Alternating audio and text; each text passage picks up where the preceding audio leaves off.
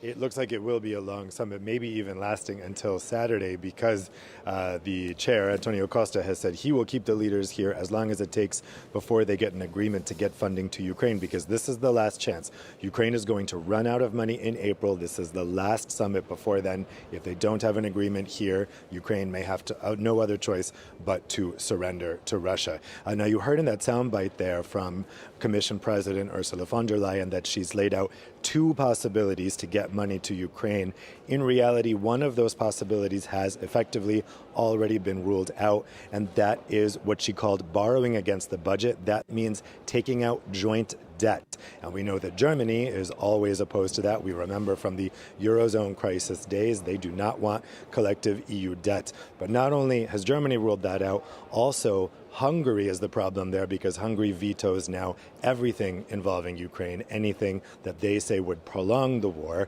And that issue, that taking out of joint debt, needs unanimity. So even if Berlin were to get over its fear of collective debt and say yes to that, they'll never get Hungary to vote for that.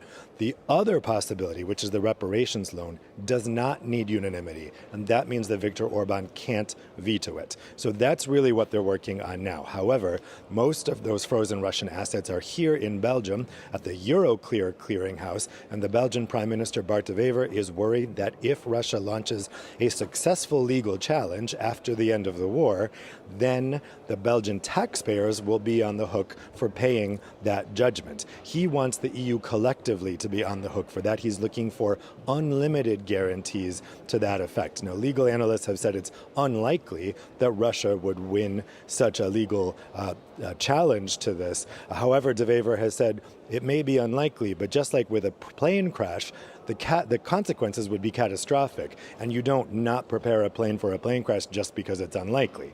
So he said, just coming in this morning, he is still unsatisfied with what's on the table. Germany has been particularly reluctant to give these type of unlimited guarantees, Germany not being terribly helpful here either way. So that's what they're going to try to get passed here today.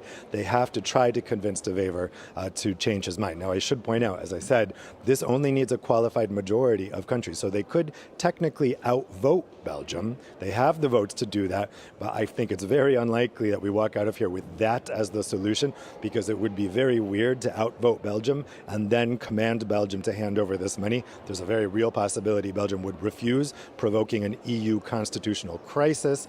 So that is one possibility that's there, but I think they need Belgium to say yes or at least abstain in order to pass this.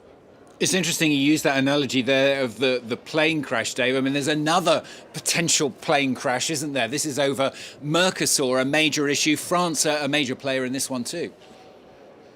Yeah, this is the elephant in the room, both figuratively and literally, because as I came into the summit this morning, I was surrounded by protesting farmers. 10,000 of them, we're told, have converged here on Brussels in their tractors to protest against the possible imminent signing of this Mercosur deal. That's an EU free trade deal with countries in South America, including Brazil and Argentina. That's been worked on for 25 years. We are very, very close to finally getting that over the line, but France is objecting because of pressure from the French agricultural lobby. We've seen lots of protests in France about this, but this is another majority voting issue, so France can be outvoted on that. The key person to watch on that today is Italian Prime Minister Giorgia Meloni. She's been quiet, but yesterday she seemed to come on France's side and said, let's delay this, there's no rush. Experts say there is a rush. Patience is running out on the Mercosur side.